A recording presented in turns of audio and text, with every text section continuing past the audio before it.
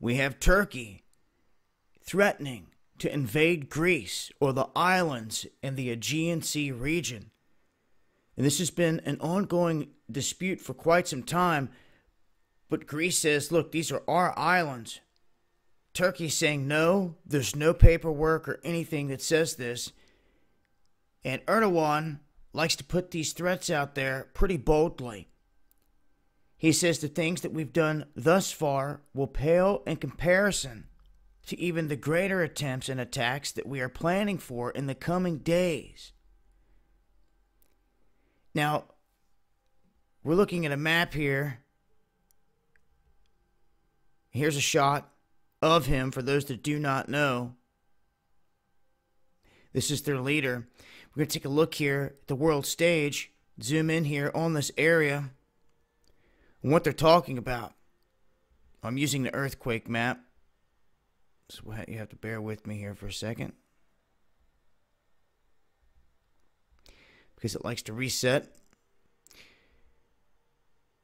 When we look here, what we have with Turkey, what we have immediately north of Turkey is Russia. This is Crimea. Now, there's all types of prophecy that speak on seeing Russian troops not only in the Holy Lands, but in Old Constantinople, which is Istanbul, or occupying it. Okay, and occupying the Holy Lands in Israel. Now, we've talked about this before, which way this could go. If they were there occupying it strategically as peacemakers, or if they were overtaking the region. Now, there's been a choppy history between Russia and Turkey. But here recently, as Turkey's been making more and more threats, like going into a friend in Syria, things have been shifting. But even though they want to say that Turkey's relations with the U.S. and Europe have been kind of deteriorating, that kind of makes no sense to me when their goal is to see Assad gone and to take out the boogeyman ISIS. Their goal is the exact same goal of Israel, the Mossad, the United States, and everyone else that wants to take over that region. Then you have Russia backing up Syria.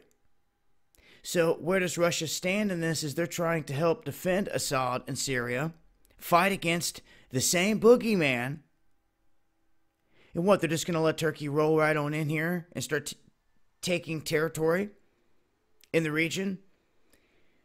This is where things get murky, because the history between the two, after the Soviet Union kind of dissolved, these two countries saw an improvement between the two. And then we had a flipping where Russia, as of right now, they are recognizing the Armenian genocide, which they're saying Turkey did. So then back in 2015, Turkey shot down some Russian aircraft due to this alleged airspace violation. And now Greece is saying the same thing, that Turkey has invaded their airspace like 138 times. Let's see what the number is here.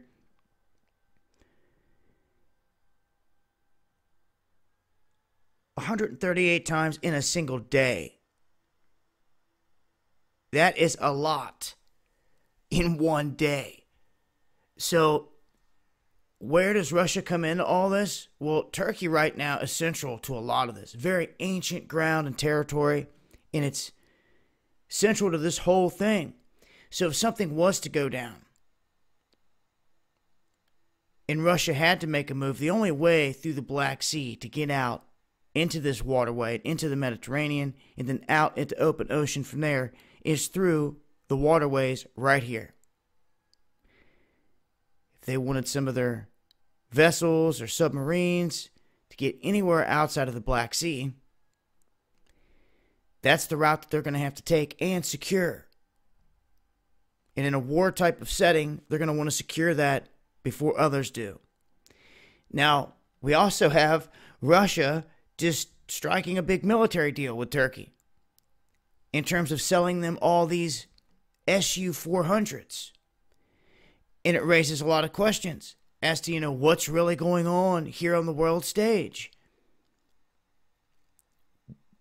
And, with Russia selling them technology, there could be backdoors into all this also.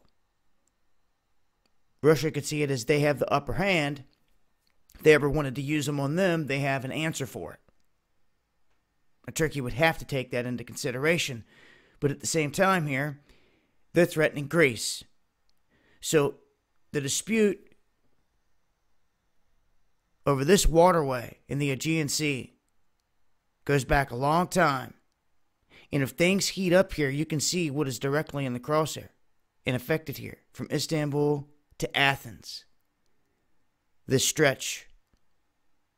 So then you have to start looking at, if war did break out big time, what countries are going to back what? With, there being embassies inside of Bulgaria and Istanbul from Turkey where they have peaceful relations to a degree. But you start talking about big war popping off here between these two, it's definitely a game changer here. And this comes on the heels of basically Turkey running right down into a friend untested. And some say they're acting brazen and is trying to go and snatch up these islands at the same time.